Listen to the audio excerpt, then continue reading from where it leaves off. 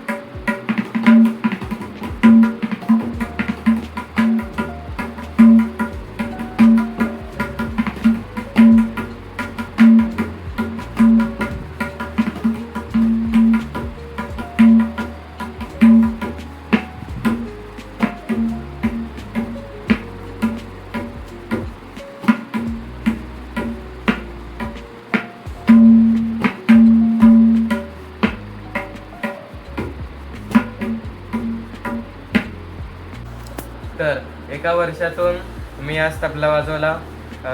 जर तुम्हाला आवडला असेल तर लाईक करा आणि कसा वाटला कमेंटमध्ये सांगा. आणि पुढच्या व्हिडिओमध्ये मी आता तबल्याची सगळी माहिती देणार. मी जेवढ्या परीक्षा दिल्या तेवढ्याचे सर्टिफिकेट दाखवणार आणि माहिती सांगणार पूर्ण. मला कोणी शिकवलं, कसं शिकवलं ते सगळं सांगेन.